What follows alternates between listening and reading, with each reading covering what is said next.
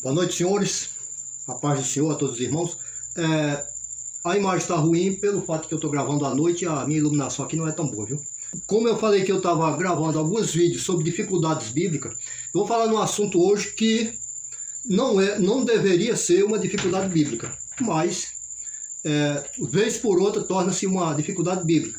Esta semana eu estava vendo uma pessoa me mandou um vídeo de um pastor comentando os vídeos de um outro pastor bem famoso, dizendo que as igrejas no Brasil iam fechar porque o comunismo estava imperando e ia fechar as igrejas. Aí o outro chegou e foi comentar o vídeo do pastor. Aí colocou lá no meio lá que as igrejas não iam fechar porque Jesus Cristo tinha dito que Pedro era pedra e sobre ele edificava a igreja dele, pai, aquela coisa. Ou seja, o assunto não tem uma coisa a ver com a outra, de forma nenhuma. Vamos analisar esse texto em que Jesus fala isso para Pedro, Mateus, capítulo 13. Sempre que você for procurar alguma coisa na Bíblia, procure sempre capítulos 13, versículos 13, para que você... Aliás, Números 4. Número 4, 13, porque 13 nós fora 4. Que sempre se acha. Número 7, para alguma coisa assim, múltiplos de 7. Desde que esse múltiplo de 7 ele não leve para o número 9, por exemplo. Mateus 16, 13. 16 nós fora 7, versículo 13 nós fora 4.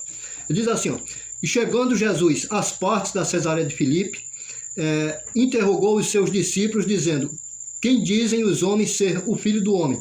E eles disseram: Uns dizem que tu és João Batista, outros Elias, outros Jeremias, e outros que tu és um dos profetas. E disse-lhe ele: E vós, quem dizes que eu sou? Simão Pedro, respondendo, disse: Tu és o Cristo, o Filho de Deus vivo, do Deus vivo. E Jesus respondendo disse-lhe: Bem-aventurado és tu, Simão Barjonas, porque tu não revelou, ou quem te revelou, não foi a carne e nem o sangue, mas o meu Pai, que está nos céus. Pois também eu te digo que tu és Pedro, e sobre esta pedra edificarei a minha igreja, e as portas do inferno não prevalecerão contra ela. Esse texto aqui também é utilizado para dizer que aqui Pedro foi constituído o primeiro Papa da Igreja Católica. Não, de forma nenhuma, não.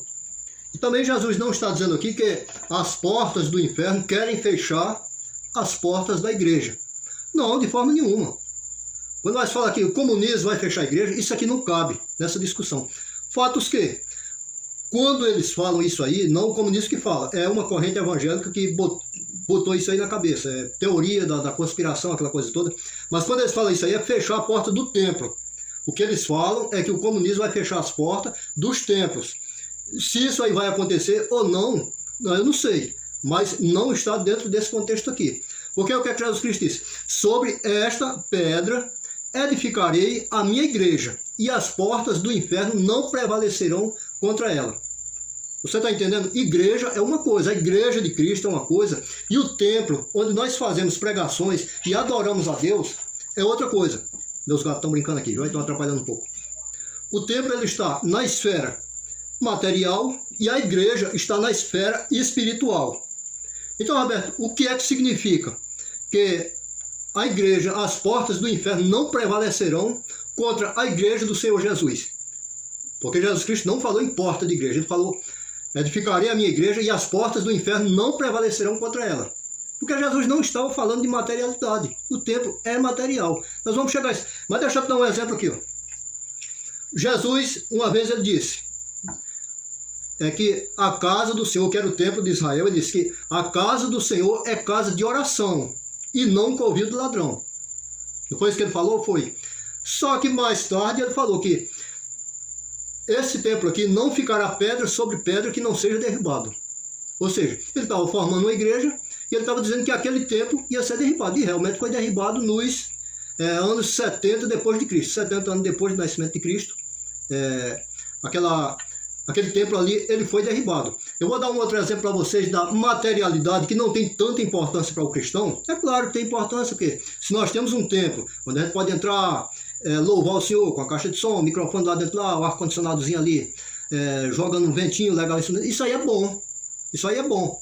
No entanto, a materialidade ela costuma não ser de grande atração para um verdadeiro cristão. Eu vou dar um exemplo aqui do apóstolo Paulo. O apóstolo Paulo aqui, ó, É só a materialidade, que o apóstolo Paulo não está nem ligando para ela. Atos dos Apóstolos, capítulo 26, e eu não vou ler todo o capítulo, pelo fato de que todo o capítulo, toda a viagem está no capítulo 26 e 27. No entanto, eu não vou ler tudo para não se tornar cansativo. Mas vamos lá naquele versículo 4, que Deus gosta muito do 4, como eu falei para você.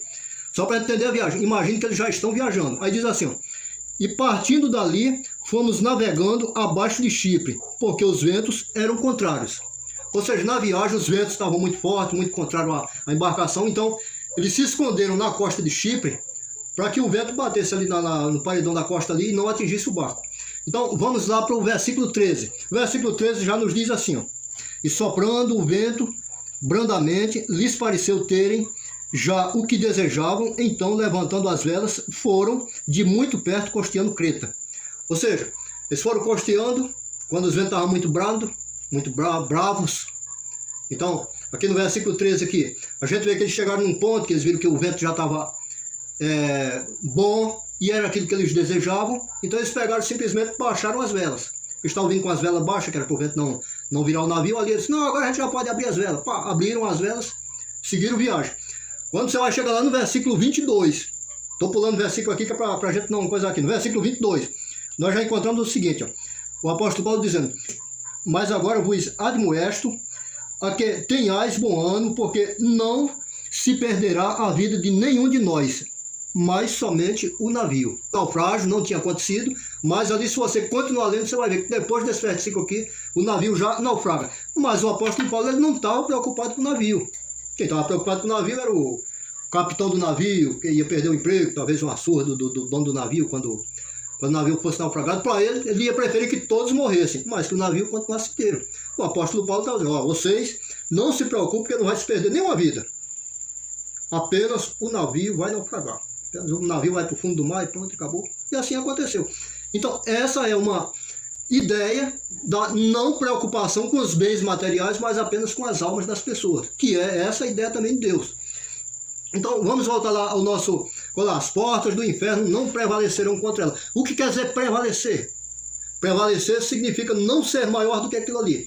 Quando alguém, um exército, na Bíblia só encontrar muito isso aí, o exército vai lutar contra outro, e diz assim, o exército fulano de tal prevaleceu contra o exército de Israel, o exército de Israel prevaleceu contra o exército de tal, e aquela coisa toda, a minha palavra prevaleceu sobre a palavra de fulano de tal. Ou seja, é uma coisa ter mais poder do que outra, que ela está prevalecendo. Ou então, quando alguém tem preferência por essa coisa aqui, do que com essa, aí disse que a preferência das pessoas prevaleceu sobre a candidatura de candidato fulano de tal. Entendeu? Candidato fulano de tal, ele prevaleceu sobre candidato fulano de tal. É isso aí, quer dizer, não é fulano de tal pegou e derrubou a porta do outro, derrubou, fechou, alguma coisa. Não, não tem nada a ver com isso. Então vamos explicar agora. O que quer dizer, as portas do inferno não prevalecerão contra a igreja de Cristo. Quando Jesus perguntou, o que dizem os homens que eu sou? Aí um disse, uns disseram que tu és Elias. Aí Jesus, isso aí? Se tu é que tem uma igreja com isso aí? Sim. Outros disseram que tu és João Batista que ressuscitou. Aí Jesus, eu com a igreja dessa aí, meu Deus, não. E vocês, o que é que vocês dizem? Aí Pedro, que era sempre ele que não deixava ninguém falar, ele pulava na frente, já foi dizendo assim, tu és o Cristo, o Filho do Deus vivo. Aí Pedro, anteriormente, o nome de Pedro era Simão. A partir desse momento, ele passou a chamar Pedro, porque Jesus Cristo disse, Simão Bar-Jonas, ou seja, Simão, filho de Jonas. Tu és Pedro, e sobre esta pedra edificarei a minha igreja, e as portas do inferno não prevalecerão sobre elas. Sobre a minha igreja. Pronto, fiquemos por aqui. Agora vamos ver o que é porta. Lucas capítulo 13 e versículo 22. 22 na sua 4, viu? Pode procurar. Na sua Bíblia pode ser que esteja diferente, para mim está assim. Lucas capítulo 13, versículo 32. E percorria as cidades e as aldeias, ensinando e caminhando para Jerusalém. E disse-lhe um, Senhor, são poucos os que se salvam? Ele perguntou por salvação. Perguntou por salvação, né? Olha a resposta de Jesus. Porfiai por entrar pela porta estreita, porque vos digo que muitos procurarão entrar e não poderão. Quando o pai de família se levantar e cerrar a porta, aparece novamente a porta aqui. Quando o pai de família se levantar e cerrar a porta, fechar a porta, não é cerrar com serrote, é fechar a porta e começar de fora a bater a porta, dizendo: Senhor, Senhor, abre-nos. Respondendo ele, vos disser: não sei de onde vós sois. Então começareis a dizer: temos comido e bebido na tua presença, e tu tens ensinado nas nossas ruas. E ele dirá: digo-vos que não sei de onde vós sois. Apartai-vos de mim, vós todos que praticais a iniquidade. Pronto, então você vê aqui que porta tem a ver com salvação. A porta da salvação. E importante, neste versículo também, que Jesus ele também pregava nas sinagogas, que geralmente era uma casa própria para o ensino da palavra de Deus. Nós vamos ver lá em Apocalipse, quando Jesus Cristo disse: eu abri uma porta, mesmo não tendo pouca força, ninguém pode fechar, aquela coisa toda. Mas nesse próprio versículo que diz que os camaradas ouviram, aqueles que ficaram de fora, ouviram muito Jesus quando Jesus pregava em suas ruas. Então começaram a dizer: temos comido e bebido na tua presença, e tu tens ensinado nas nossas ruas.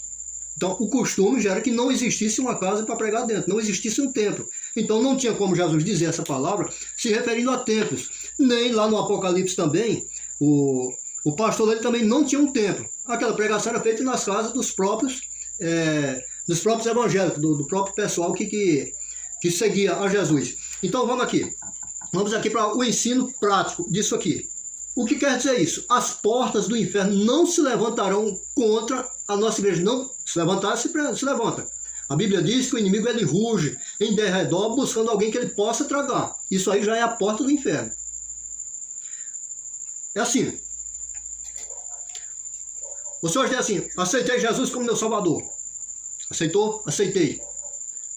Então você tem duas portas. A porta da salvação e você tem ali também a porta da perdição, que é a porta do inferno, e a porta da salvação, que você vai ter que seguir por ela o tempo todo. Vai ter que seguir o caminho para entrar por essa porta, que é uma porta estreita e que poucos entrarão por ela. Você tem aqui a porta da condenação, que é uma porta larga, e o caminho é largão, todo asfaltado, bonitinho, e que são muitos que irão por ele. Mas a palavra de Deus está dizendo aqui que aquela igreja que pensa como Pedro, aquela igreja que sabe o que Pedro sabe, aquela igreja que dá a resposta que Pedro deu, aquela ali, ela forma uma igreja que é constituída por Cristo, e que aquela porta larga da perdição, ela não se sobressairá contra a porta da salvação. Versículo 18, capítulo 16 de Mateus. Pois também te digo que és Pedro, e sobre esta pedra edificarei a minha igreja, e as portas do inferno não prevalecerão contra ela.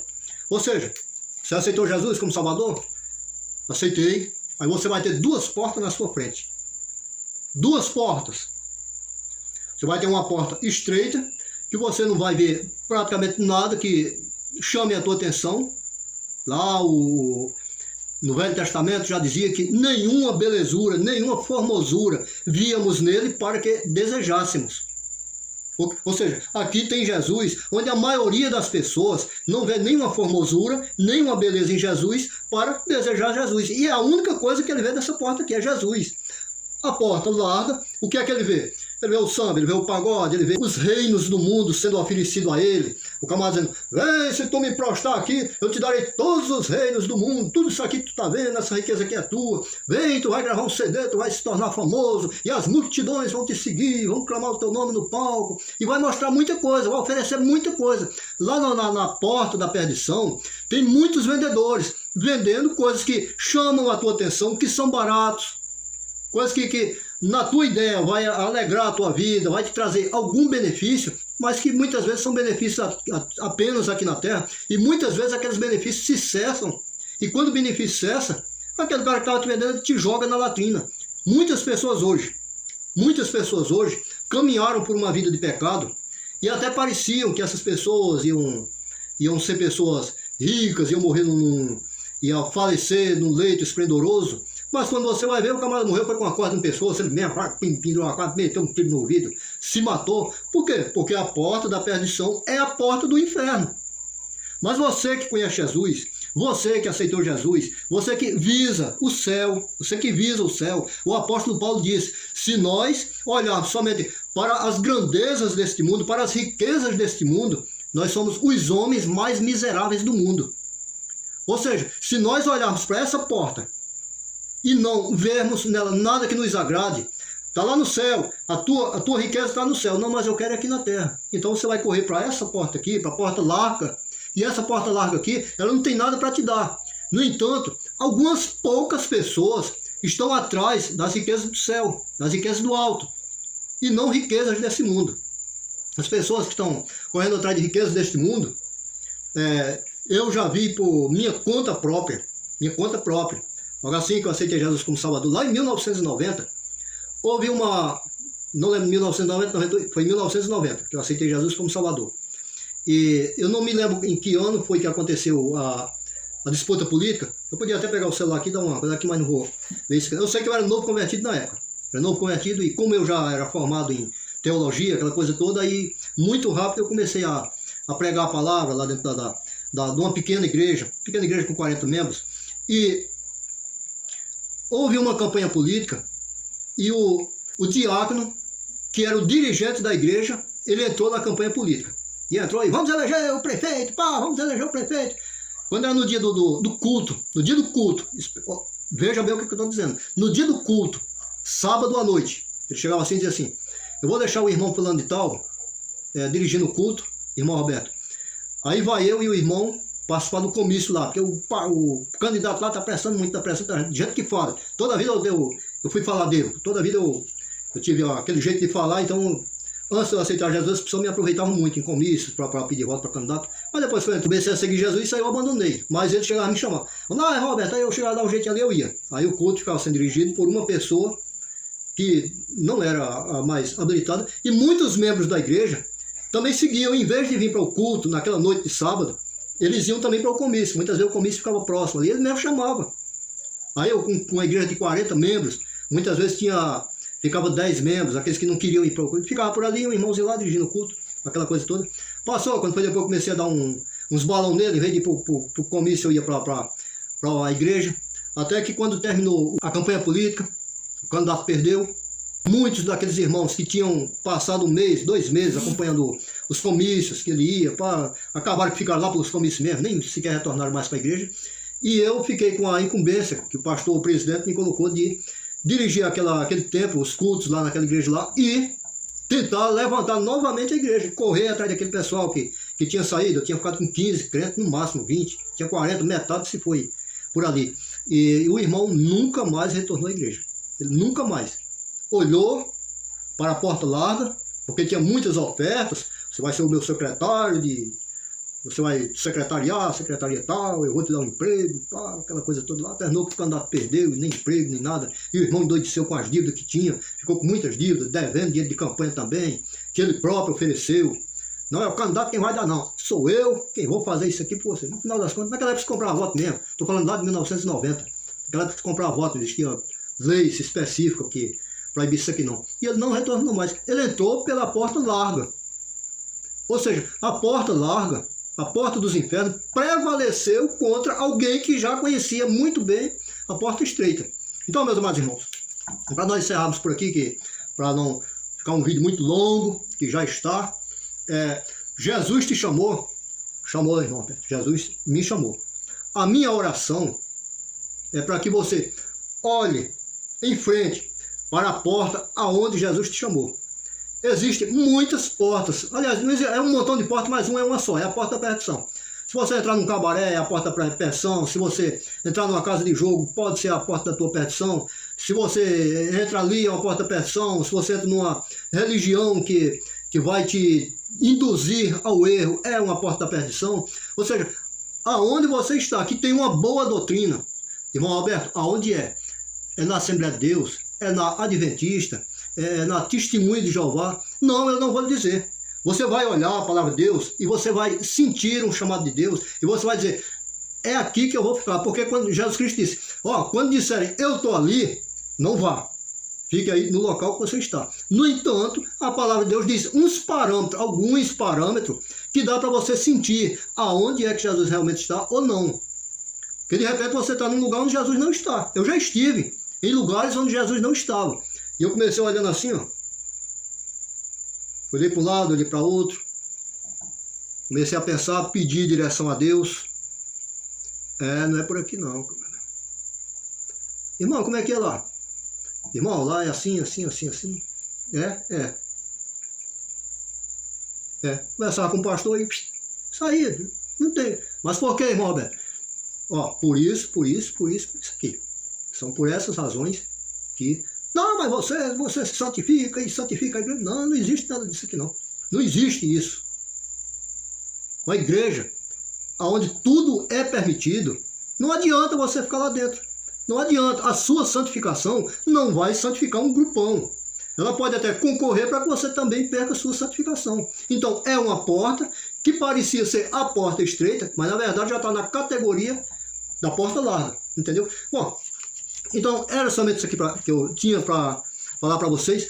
Não é uma coisa que muita gente goste de ouvir. É claro e é certo isso. Certo que eu digo, é certo que várias pessoas não gostam de ouvir. Não é certo que não gostam de ouvir, não. Mas é uma realidade que muitas pessoas não gostam de ouvir esse tipo de ensino. No entanto, é necessário. Você tem que saber tomar muito cuidado, porque dentro da porta estreita, você está dentro da igreja, você está na porta estreita, mas como eu falei, o inimigo, a Bíblia diz que o inimigo anda ao derredor, rosnando, como um leão, procurando a quem possa tragar. Tragar de onde? De dentro da igreja. Ele não vai entrar dentro da igreja. Ele próprio não entra, mas ele pode enviar pessoas com a mensagem dele lá para dentro. E é dessa forma que ele traga pessoas dentro da igreja. Você está bem tranquilo dentro da igreja? Quando você dá fé, alguma coisa... Vai tu, pulou lá para fora, pronto. Isso aí foi uma porta de inferno que prevaleceu contra a igreja de Deus. Jesus não falou em porta nesse versículo. Ele falou, a minha igreja. Sobre esta pedra edificarei a minha igreja e a porta do inferno não prevalecerá contra ela. Mas se você der ouvido ao inferno, claro que ela vai prevalecer. Então, que Deus nos abençoe. O vídeo já está ficando muito longo. Deus abençoe você que ficou até aqui. Deixe o seu gostei, o seu like. Nos procure em outras plataformas. Plataforma Falando de Deus no YouTube, talvez seja aqui que você esteja ouvindo. Na página Falando de Deus, talvez você esteja ouvindo. Se não tiver, vá lá, que lá também tem vários vídeos. No meu Facebook, também você pode ir. O Facebook do irmão José Roberto Bin Laden. Irmão José Roberto não, José Roberto. Eu não me coloco como pastor, com nenhuma coisa dessa aí, porque eu não sou de me autopromover. Eu sou quem eu sou e... Enfim. Então é isso aí, fique conosco. Daqui a pouco estaremos postando um novo vídeo para vocês. Amém.